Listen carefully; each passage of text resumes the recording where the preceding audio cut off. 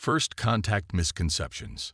The observation chamber of the Galactic Confederacy's research vessel, Eternal Vigilance, hummed with nervous energy as the senior scientists gathered around the holographic display. For over a century, they had monitored the blue-green planet from a safe distance, cataloging its inhabitants' behaviors with increasing bewilderment. "Play the footage again," Chief Observer Telvik requested, her silvery skin rippling with concern. The hologram flickered to life, showing humans engaging in what the aliens could only classify as deliberately self-endangering activities, leaping from great heights attached to elastic cords, deliberately ingesting substances that altered their cognitive functions, and willingly watching entertainment designed to trigger fear responses. "I remain unconvinced they are suitable for first contact," Science Director Morvan stated, his four eyes blinking in sequence. "They appear fundamentally irrational." Telvik's membrane-like ears flattened against her head. "The Council has already made their decision. Earth will be contacted. I have been selected to lead the diplomatic mission." "You have our sympathies," another scientist muttered. 3 standard cycles later, Ambassador Telvik sat in her chambers aboard the diplomatic vessel Concordia, reviewing the latest behavioral reports. Despite her initial reservations, humans had not destroyed themselves or the first contact team. In fact, they had embraced the knowledge of extraterrestrial life with surprising adaptability. Her assistant, Ren, entered with a fresh data tablet. The young Ardelian was still adapting to human interaction protocols, his tendrils twitching with unease whenever he reviewed Earth transmissions. "Ambassador, I've compiled the updated cultural assessments as requested," Ren said, placing the tablet on her desk. "They remain perplexing." Telvik swiped through the report, pausing at particularly troubling entries. "They still engage in recreational suffering. This spicy food challenge appears to cause significant discomfort." "Yes, Ambassador. They deliberately consume capsaicin compounds that trigger pain receptors, then celebrate their endurance." Ren's skin flushed a deeper blue. "They record these events and share them with others. And these haunted attractions, where they pay currency to be frightened. A form of entertainment they find exhilarating," Ren confirmed. "Most puzzling, they often attend in groups to strengthen social bonds." Telvik set down the tablet with a sigh. The Council was correct in one assessment.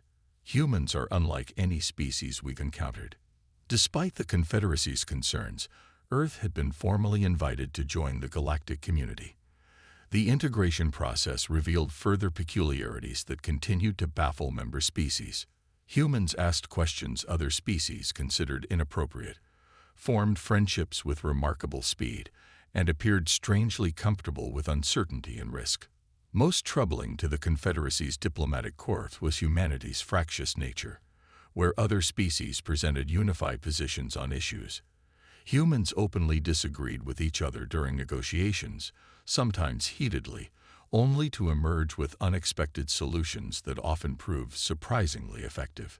"They argue among themselves and consider its strength," Telvik noted in her official record. "Most concerning." After a standard year of cautious integration, the Council assigned Telvik a new mission. She would accompany a human diplomatic team to a crucial summit at Station Nexus, a massive space habitat at the intersection of 3 major trade routes. Her instructions were clear: monitor the humans closely and prevent any diplomatic incidents. The human contingent was led by Ambassador Chen, a composed woman with a disconcerting habit of making decisions with minimal deliberation. Her security detail included Commander Reyes and Lieutenant Foster, who displayed the typical human blend of formal protocol and inexplicable casualness that Telvik still found jarring. As their vessel approached Station Nexus, Telvik observed the humans growing animated at the prospect of exploring the station. "Have you visited Nexus before, Ambassador?" Chen asked pleasantly. "I have made 3 official visits," Telvik replied. "It is an efficient facility for diplomatic functions and interspecies commerce." Chen smiled. "We're looking forward to experiencing a true crossroads of galactic culture." Commander Reyes has been particularly interested in examining the station's security measures. Ren's tendrils curled in alarm. Telvik understood his concern. Station Nexus was unpredictable, filled with diverse species, many harboring suspicion toward newcomers. Particularly concerning was the growing presence of Vargoth mercenaries, a reptilian species known for their aggressive stance toward what they considered weaker races. As they docked, Telvik received an intelligence update warning of increased Vargoth activity at the station, potentially directed at newer Confederacy members. Perhaps we should proceed directly to our assigned quarters, Telvik suggested as they disembarked. The diplomatic reception begins in 6 standard hours. Ambassador Chen read the security brief on her datapad and nodded thoughtfully. Noted, Ambassador, but I think it's important we don't appear intimidated. How about a brief visit to the central plaza before retiring? We can show the Confederacy flag, so to speak. Telvik's silvery skin rippled with concern. Once again, humans were making choices that defied logical risk assessment. And yet, she found herself curious about what would happen next. The illumination panels of Station Nexus cycled through a spectrum of blues and purples as Ambassador Chen led her small team through the bustling central plaza. Residents of dozens of species moved about their business, some pausing to observe the humans with undisguised curiosity. "There's a gathering place ahead," Chen said, gesturing toward a corridor marked with holographic signs in multiple languages. The Celestial Tavern. It's been recommended as an excellent venue to experience multi-species culture on the station. Telvik followed reluctantly, her sensors fully active and scanning for potential threats. Ren walked closely behind her, his discomfort evident in his rapidly shifting skin pigmentation. "Would it not be more prudent to rest before tomorrow's negotiations?" Telvik suggested. Chen turned with a warm smile. "Ambassador, formal meetings only tell you what people want you to know. If you want to understand a culture, you need to see how they relax." The entrance to the Celestial Tavern was marked by a projection of swirling star systems. Inside, the circular room was divided into sections with different atmospheric conditions. The central area maintained neutral environmental parameters for mixed species gatherings, while specialized environments ringed the outer walls for those with unique breathing requirements. Commander Reyes and Lieutenant Foster scanned the room with practiced efficiency before nodding to Chen. Telvik noted how they identified exits and potential hazards without appearing to do so. Perhaps humans had some useful instincts after all. They settled at a table with a clear view of the main floor. A server with multiple appendages approached to take their orders. The humans requested drinks containing ethanol. "Just a light whiskey, please," while Telvik ordered a simple mineral solution. When the drinks arrived, Telvik observed with scientific interest as Chen took a measured sip of the amber liquid. "You deliberately consume substances that impair cognitive function for enjoyment?" Telvik asked, her vocal membranes vibrating with confusion. Chen smiled and gently swirled her glass. "Sometimes you need to quiet your mind to hear what's important." "I do not understand," Ren said, leaning forward with genuine interest. "Our species thinks a lot," Foster explained. "Sometimes too much. These drinks help us turn down the volume of our thoughts so we can focus on the moment." Telvik observed how the humans became more relaxed as they consumed their beverages. Yet they remained alert. Another paradox she couldn't reconcile. They were simultaneously more vulnerable and more present. The tavern grew crowded as the station's evening cycle progressed. Different species mingled, traded stories, and conducted business. Telvik began to understand why Chen had brought them here. It was indeed an efficient way to observe multiple cultures interacting naturally. Their educational evening was interrupted when the main door slid open to admit a group of tall, heavily muscled aliens with ridged foreheads and scaled skin. "Vargoth warriors," Telvik whispered to the humans. "They are not typically friendly to new Confederacy members." Chen nodded slightly. "I've read the briefings." Telvik noticed a subtle change in the human security team. Without any obvious signals, Reyes and Foster shifted their positions. Rise angled his chair to better view the Vargoth, while Foster casually moved her hand closer to her concealed weapon.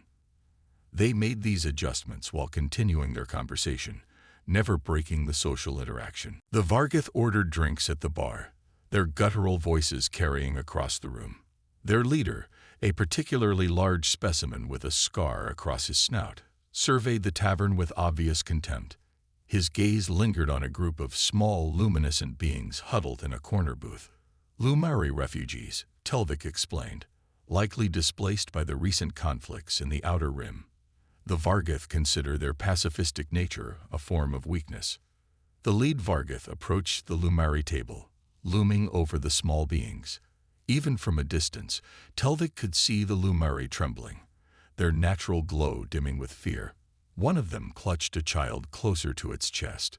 Telvik was startled when Chen stood up. "Ambassador, I advise against involvement," she cautioned. "Vargoth are notorious for bullying those they perceive as weak," Chen finished. "Yes, I know." To Telvik's astonishment, Ambassador Chen smoothed her uniform and walked directly toward the confrontation, her face composed into a diplomatic smile. Rise and Foster remained seated but shifted again, preparing for something Telvik couldn't predict. "Perhaps I could buy your group a round of Centaurian brandy," Chen said to the Vargoth as she approached. "We're celebrating new Confederacy partnerships tonight." The lead Vargoth turned slowly, towering over the human. His scaled lips pulled back to reveal sharp teeth. Telvik felt her pulse quicken with anxiety. The human had just placed herself in significant danger, and Telvik couldn't understand why anyone would do such a thing voluntarily. As the evening's tensions escalated, Telvik found herself witnessing a side of humanity she had never anticipated, one that would soon challenge everything the Confederacy thought they knew about Earth's inhabitants. The breaking point. The lead Vargoth glared down at Ambassador Chen, clearly insulted by the human's friendly offer. His scaled nostrils flared wide, and his amber eyes narrowed to slits. "We need no hospitality from soft-skinned newcomers," he growled, his voice rumbling like distant thunder. "Return to your table, and be grateful we ignored you." Chen maintained her diplomatic smile, though Telvik noticed a subtle change in her posture. "I understand. Perhaps another time. I only ask that you allow these Lumari to enjoy their evening in peace." A small Lumari child, barely reaching Chen's knee, edged away from its parent, apparently frightened by the tension. In its haste, the child accidentally brushed against the Vargoth's leg. What happened next occurred so quickly that Telvik's sensory membranes struggled to process the sequence. The Vargoth leader snarled, his arm swinging in a vicious arc that connected with the small Lumari, sending the child tumbling across the floor with a high-pitched trill of pain. In that instant, Telvik witnessed something remarkable. The transformation in the humans was immediate and complete. Where moments before Chen had been relaxed and diplomatic, she now stood perfectly balanced, her friendly expression replaced by focused intensity. Rise and Foster rose from their seats with fluid grace, their earlier casualness vanishing entirely.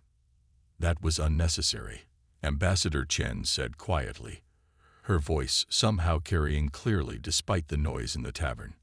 "Step away from the Lumari." The words were delivered without emotion, yet Telvik felt her skin ripple involuntarily.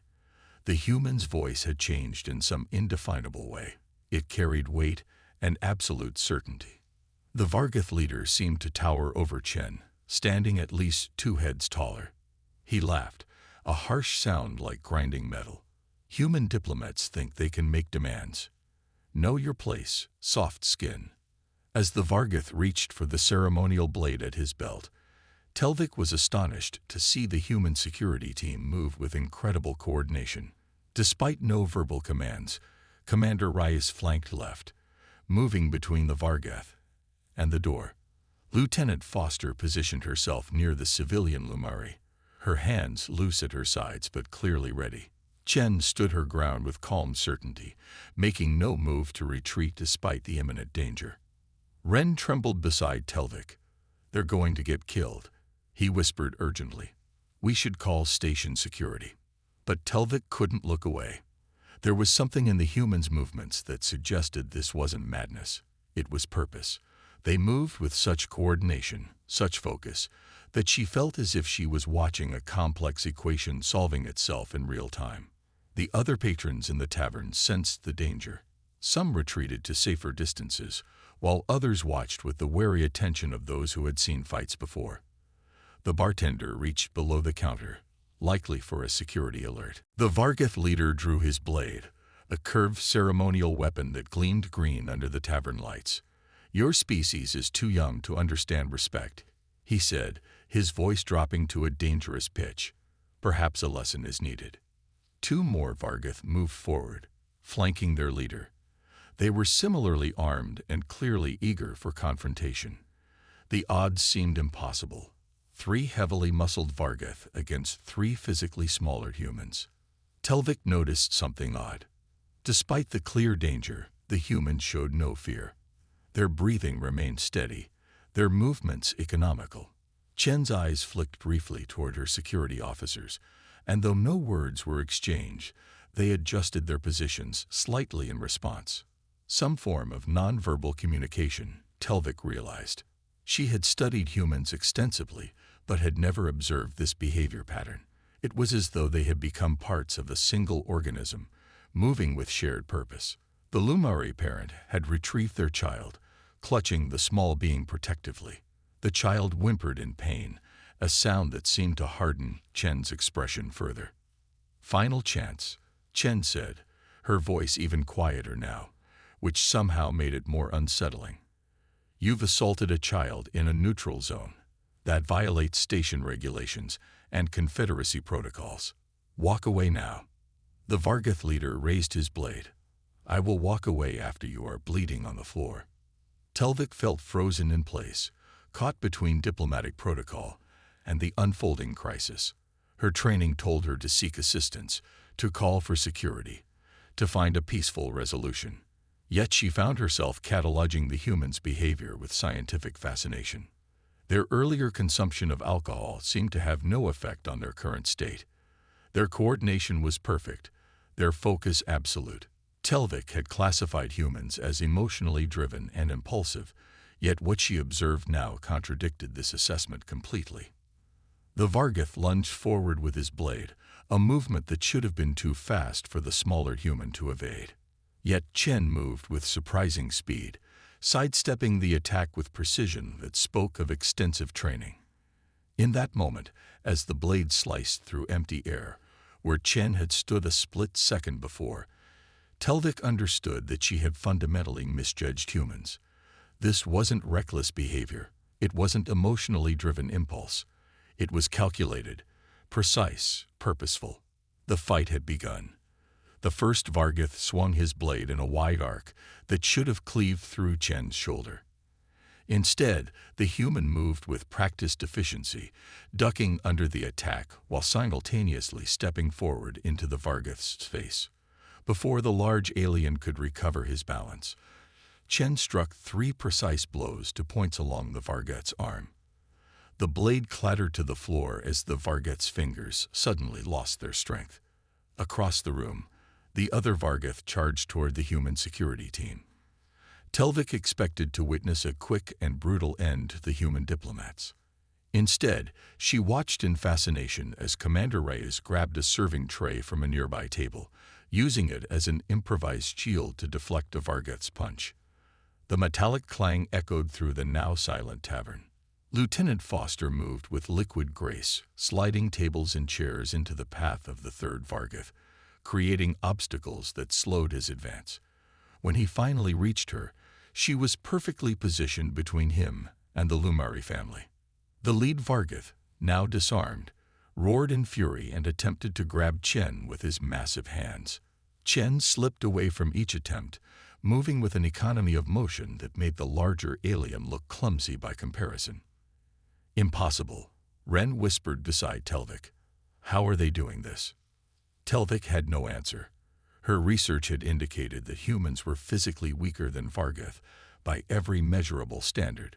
Yet the humans moved with such precision, such coordination, that their physical limitations seemed irrelevant.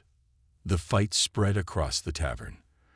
Other patrons scrambled to clear the area, pressing against walls or ducking behind the bar.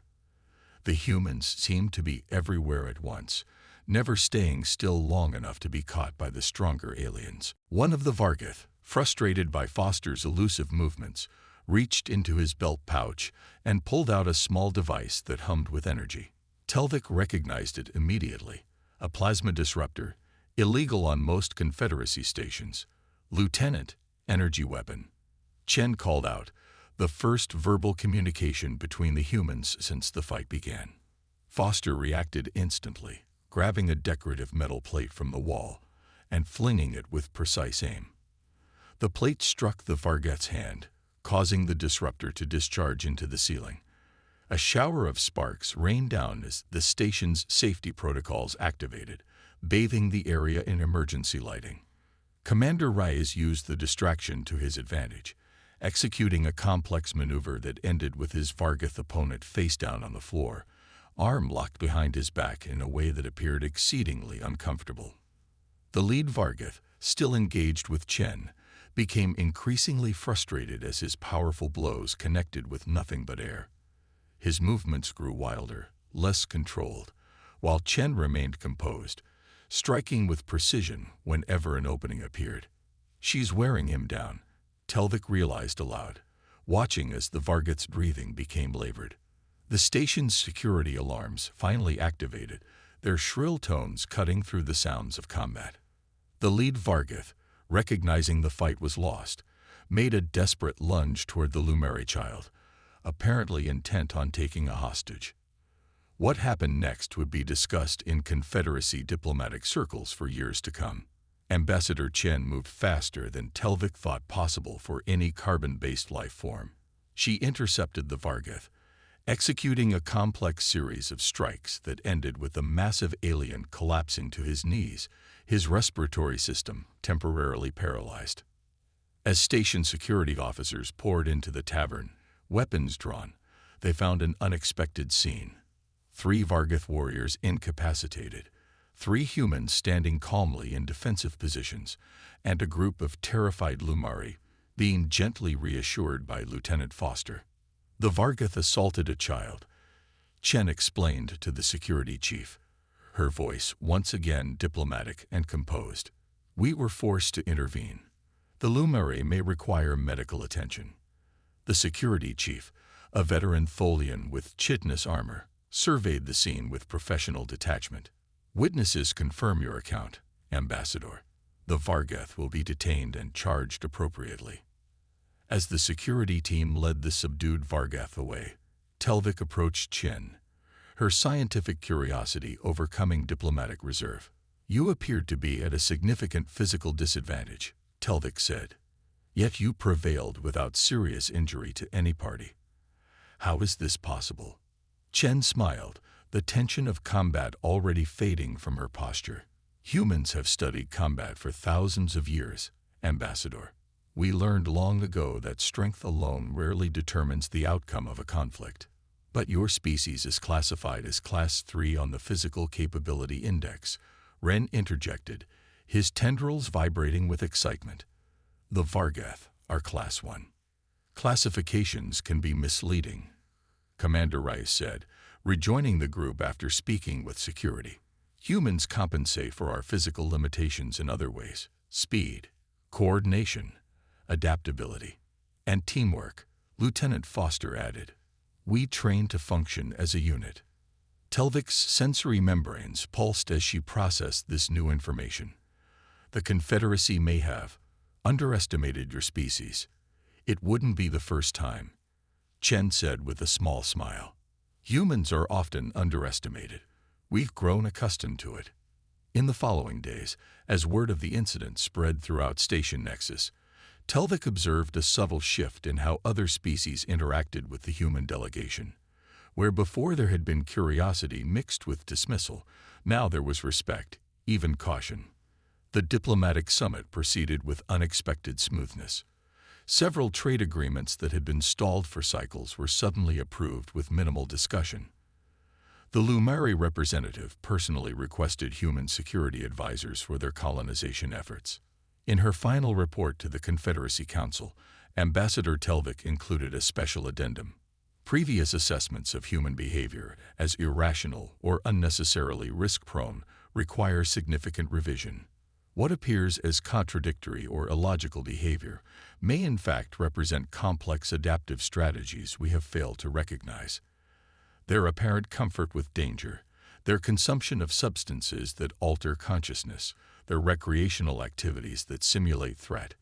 These may all be manifestations of a species that has evolved to function effectively under conditions of stress and uncertainty. In the incident at Station Nexus, human diplomats demonstrated exceptional threat assessment, coordinated response, and proportional use of force.